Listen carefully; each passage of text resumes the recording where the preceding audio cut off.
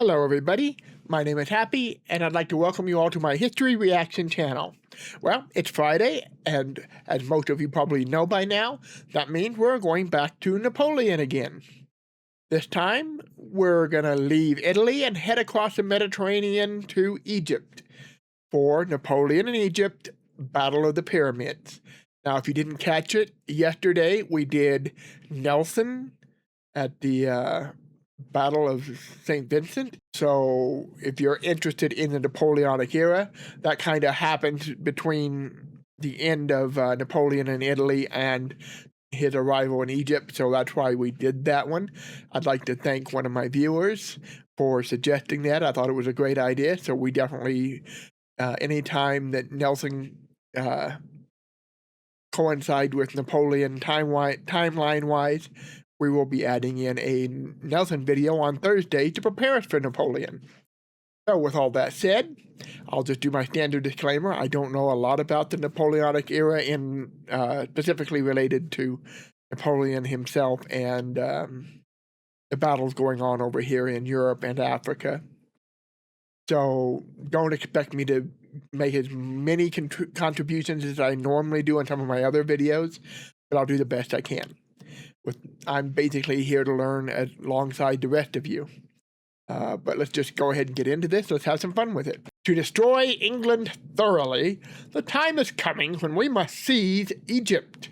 Napoleon to the Directory, August of 1797. Yeah. So, let's just start right out by discussing this. Why would Napoleon want to seize Egypt, and why would he think that would be a means of destroying England thoroughly? Well, there's a couple of reasons, but let's start with the elephant in the room. The Directory is all for this idea because they've got this upstart, up-and-coming, getting a little too popular for his own good general, and they want to get him as far away as possible. So sending him to Egypt aligned with their political goals as well, kind of getting him out of the limelight is part of the Directory's goal. But why would Napoleon think this was a good idea?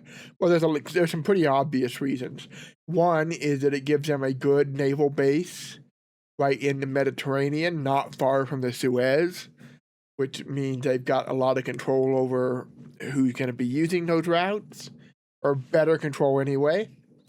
It puts them in a better position to disrupt British trade with a lot of their more lucrative colonies, notably India, but others as well. And it kind of put them in a position to weaken the Ottomans. I don't really know how much that would factor in all this, but it is a consequence of this nevertheless.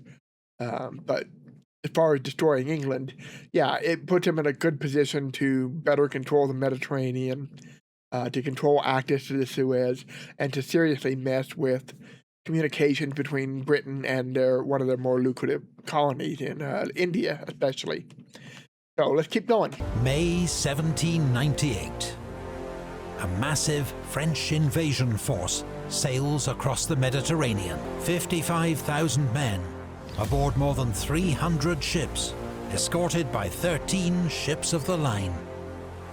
Aboard the most powerful of these, the 120-gun L'Orient, sails General Napoleon Bonaparte. France's celebrated hero of the war in Italy has received new orders from his government. He is to lead an expeditionary force east, to Egypt, the wealthiest province of the Ottoman Empire, and to all educated Europeans, an ancient land of mystery and wonder. Yep. After 6 years of war in Europe, the French Republic faces one last remaining enemy: Great Britain. The conquest of Egypt will strike a powerful blow against the British, disrupting their trade in the East. Sorry, I had to do a pause.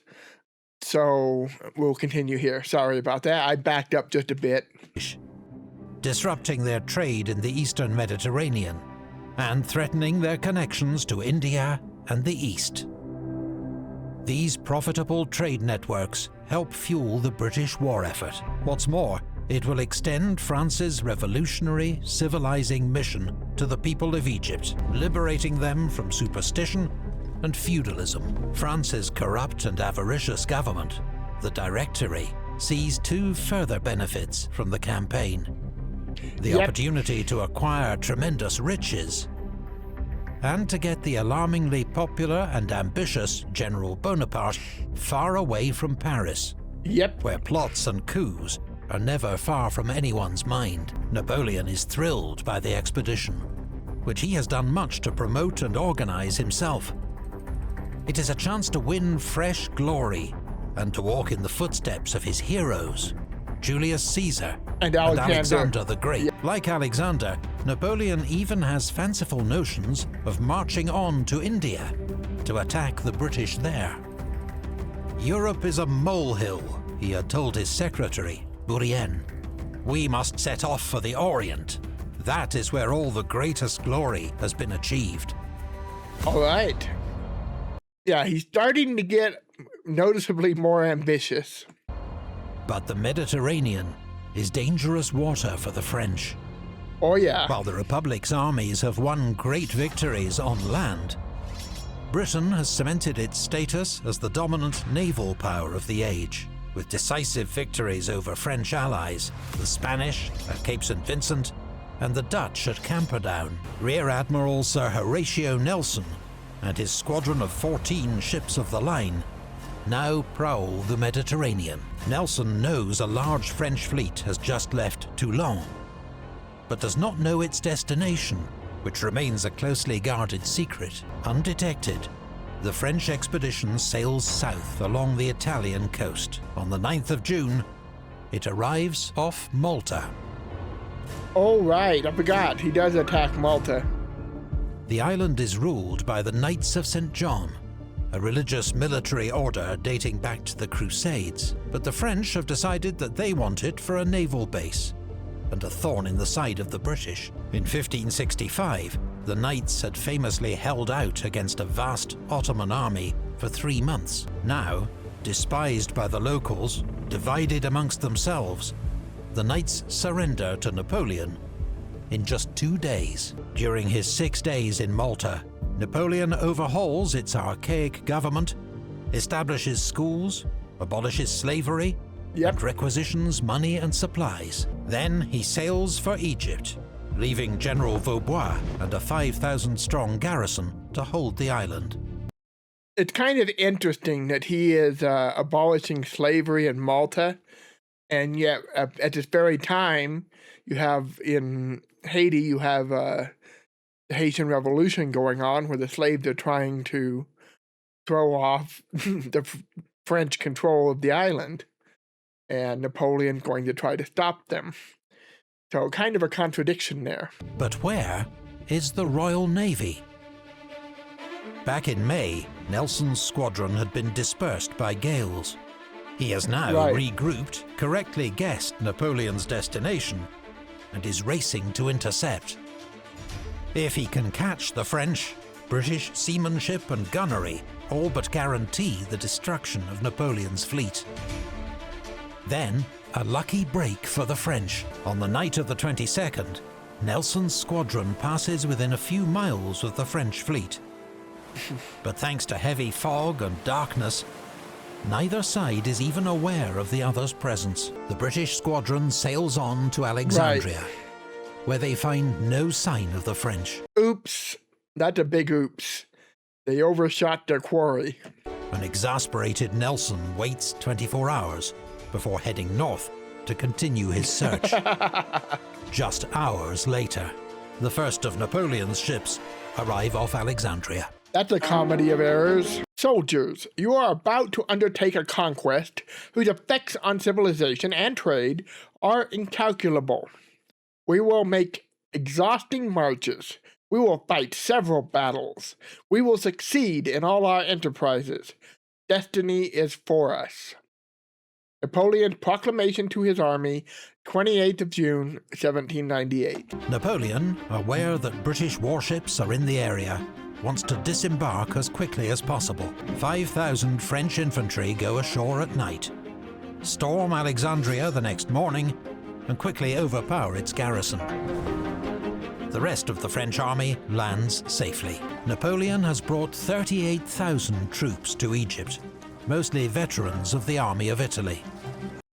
I think they're rounding the numbers up a bit.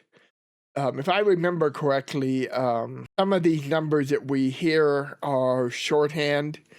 They're kind of rounded up to the nearest easy number to remember. I think the actual numbers of ships, the actual number of men were a little lower, but within the ballpark. It's not like it's a great exaggeration. It's just simpler numbers. The 5 infantry divisions are commanded by Generals Bon, Desaix, Kleber, Menou, and Renier. The single cavalry division is led by the towering figure of Thomas Alexandre Dumas. He is France's first black general, born in what's now Haiti, to a French aristocrat and enslaved African woman. He has already won fame for his actions in Italy, where the Austrians had nicknamed him the Black Devil.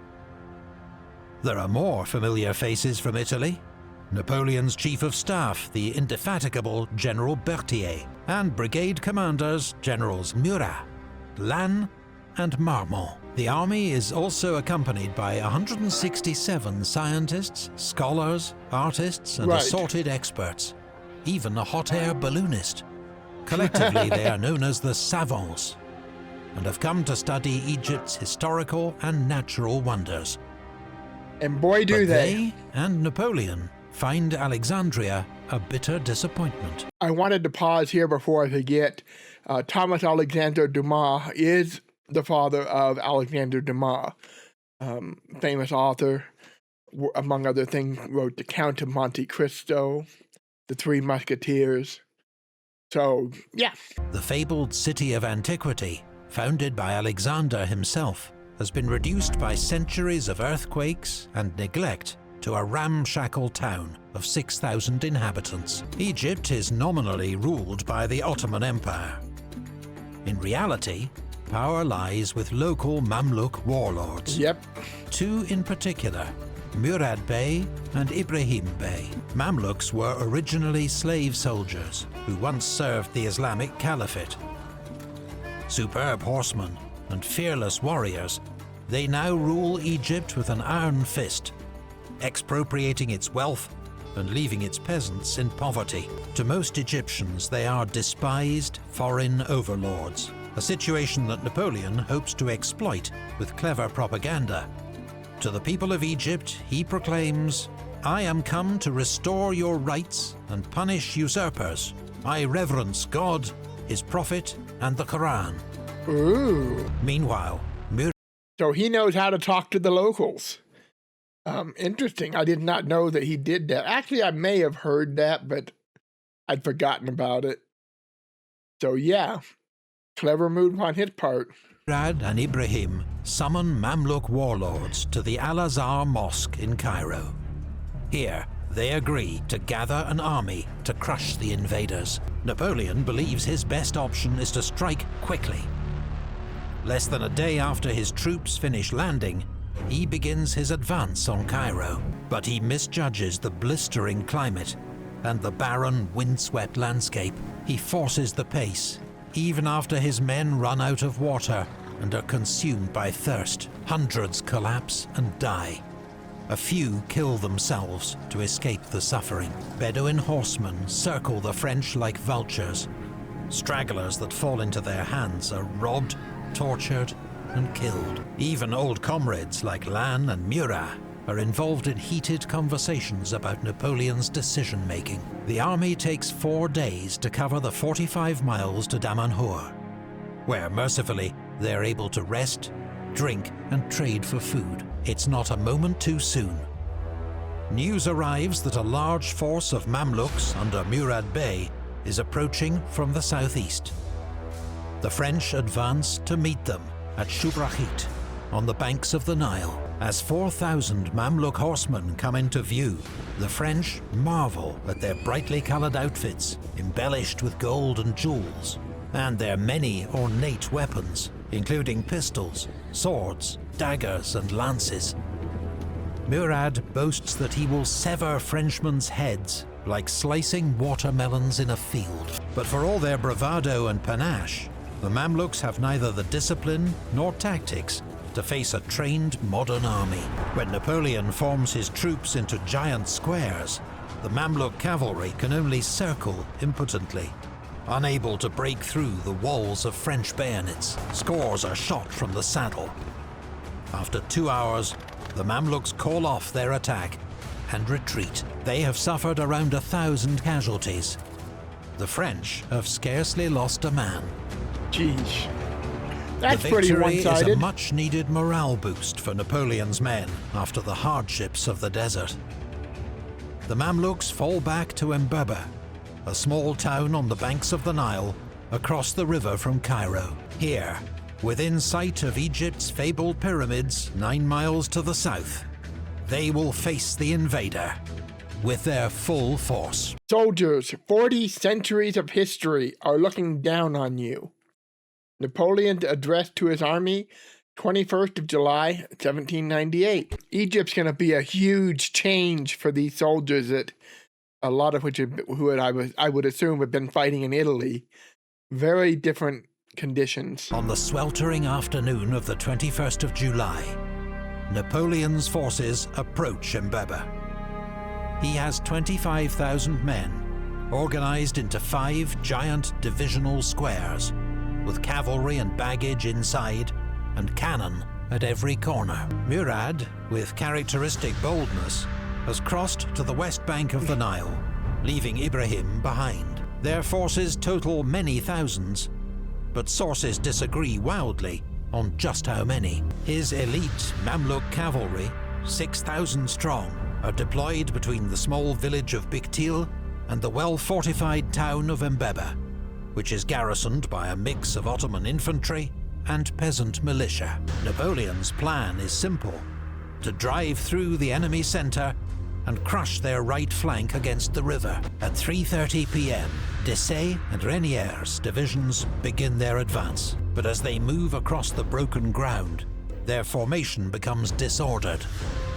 Murad spots his chance and unleashes his cavalry. The Mamluks thunder forward at lightning speed. Desaix and Renier react just in time and close ranks. Good. The French hold their fire until the last moment, then unleash a devastating volley. Horses and riders are sent tumbling. The survivors have no way to get to grips with the enemy, who continue pouring deadly fire into their midst. The Mamluks wheel back to regroup, but more charges meet the same result. Many Mamluks simply give up and flee the field. Napoleon orders the divisions of Bon and Vial to move forward. Once more, the Mamluk cavalry charge. Once more, the wave of horsemen shatters on French musketry and bayonets. With the enemy cavalry broken, Bon and Vial's men pour into Mbaba. It is a slaughter. Those who are not killed flee into the Nile, where hundreds drown. Murad Bey escapes with the remnants of his cavalry to Giza, from where he will withdraw to southern Egypt. Ibrahim Bey watches the calamity unfold across the river, then withdraws with his men back to Cairo. It is a crushing, one-sided victory that takes just 2 hours. The Mamluks suffer more than 5,000 casualties, with heavy losses among their elite cavalry and leadership. French losses are less than 300. Crazy. Napoleon, with his usual flair for PR, decides this great victory will be known as the Battle of the Pyramids. Oh yeah. Just in sight to the south. On the 24th of July, Napoleon enters Cairo. Parts of the city are abandoned and in ashes after being torched by the Mamluks in their frantic withdrawal. Napoleon observes it would be difficult to find a richer land and a more wretched, ignorant, and brutish people. Ouch. Nonetheless, Cairo is the heart of Egypt, a city of 600,000 inhabitants, and is in French hands. With the Mamluks scattered and on the run, Napoleon's dream of eastern conquest seems about to be realized. Just 8 days later, the dream is shattered. Oops. Victory is not a name strong enough for such a scene. Rear Admiral Sir Horatio Nelson, 2nd of August, 1798. At sea, Nelson and the British Mediterranean Squadron have not given up their hunt for the French fleet. Finally, on the afternoon of the 1st of August, Nelson finds the French sheltering in Aboukir Bay with 14 ships of the line. Since we're talking about this area, let's go ahead and talk about Rosetta and the Rosetta Stone. So, one of the biggest contributions Napoleon's expedition to Egypt contributes to the world is the discovery of the Rosetta Stone. It is the key to unlocking the translation of Egyptian hieroglyphs. It has writing on it in multiple languages, one of which is Greek, which people can translate easily, another of which is hieroglyphs. So it gives them finally some way to understand what the hieroglyphs mean. And it's big. It unlocks so much understanding of ancient Egypt. So one of the very important contributions that Napoleon and the savants make during this period. The savants are also going to write a major book on this expedition and the things that they learn and the discoveries they make. And this is going to be extremely relevant for study of Egyptian history, especially in this era. It helped us understand some things that are going to change as a result of increased European interference and so on and so forth. So, all in all, even though Napoleon's not going to achieve the goals that he wanted to achieve here, he is going to nevertheless have some major achievements, namely in terms of science, history, archaeology, and language. So, let's keep going. 9 against 13, he decides to attack that evening. The British win a complete and stunning victory. Oh yeah. The giant French flagship, L'Orient, is destroyed in a massive explosion. Whoa, I'm blind now. By the time it's over, the British have destroyed or captured 11 French ships of the line and taken more than 3,000 prisoners. Not good. With no fleet, Napoleon is stranded in Egypt. What's more, most of his army's cash has gone down with L'Orient. Oops. But Napoleon does not despair. If anything, he is invigorated by the crisis. His options are now simple. He and his army must support themselves in this foreign land, or perish. While General Desaix is sent south in pursuit of Murad Bey, Napoleon sets about reforming the administration of Egypt. The old feudal system is abolished. A postal service and hospitals are set up, and a new tax system introduced. Napoleon establishes the Institute of Egypt for scientific and scholarly research. He shows great interest in and respect for Islam, funding the construction of mosques and encouraging the observance of religious festivals. Such engagement later leads to rumors that Napoleon actually converted to Islam. But it is merely a tactic to curry local favor. That's kind of what I figured. Napoleon also grapples with news that his wife, Josephine, has resumed her affair with an ex-lover. It is, he's told, common knowledge amongst Paris society. He consoles himself with affairs of his own, including one with an officer's wife. Ow. Bad idea, Napoleon. All the while, French efforts to win over the local population are failing. Most Egyptians see only foreign occupiers and infidels. The situation is already at boiling point. Minor revolts break out across the Nile Delta, which are brutally suppressed by the French. Then in September, from Constantinople, Sultan Selim III declares a holy war against the French. Now, the situation in Egypt is about to explode. Yeah, this is kind of setting up for Syria. Let all those who believe that there is but one God take themselves to the Al-Azbar Mosque, For today is the day to fight the infidel, Sheikh of Al-Azhar, 21 October 1798.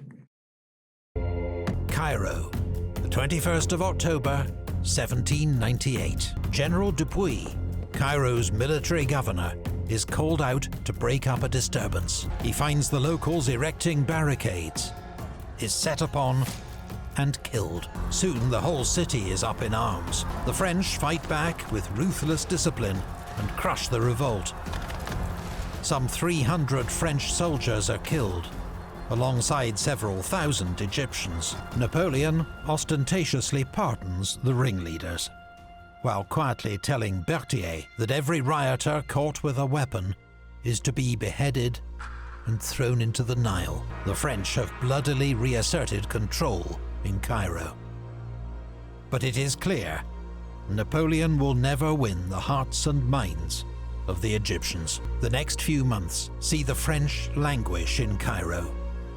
There is limited communication with France, much homesickness, and a dwindling supply of stores, ammunition, and wine. Oh no. Stores and ammunition I can do without, but the wine? Oh dear. So yeah, this is kind of a bad situation. He had, he got a limited number of soldiers. He got a big area to cover that's going to be going in and out of revolt quite a bit. It's going to be problematical. There is also an outbreak of bubonic plague, which torments the army really bad and further thins its ranks. The only action is in the south, where General Desaix's column, 2,800 men, pursue Murad Bey deep into Upper Egypt. In this epic chase, one officer distinguishes himself, a 28-year-old cavalry brigadier named Louis-Nicolas Davout. On the 22nd of January 1799, he and Desaix inflict a serious defeat on Murad Bey, scattering his remaining forces. Murad himself escapes and remains at large, but such military victories do little to change the outlook for Napoleon's expedition. They remain 1,600 miles from France, with no prospect of reinforcements or getting home. Exactly. Napoleon briefly puts his hopes on a diplomatic solution. France's foreign minister, the brilliant, urbane and slippery Charles Maurice de Talleyrand, had been an early supporter of the Egyptian expedition. He's assured Napoleon that he will personally travel to Constantinople to smooth relations with the Sultan and win Egypt for France. But Talleyrand never leaves Paris. Uh-oh. The Sultan remains furious at France's attack on his Egyptian province. There is to be no negotiation and no compromise. Orders have gone out to every corner of the Ottoman Empire to raise troops to drive out the French invader. Napoleon's position looks more desperate than it's ever been. His troops cut off, disease-ridden, in the midst of a hostile population. He will respond in the way that seems obvious to him, as it would to his hero Alexander. Yep. One of the most important skills for any historian is to be able to critically evaluate sources of information. Who's sharing it, why, and what's their bias?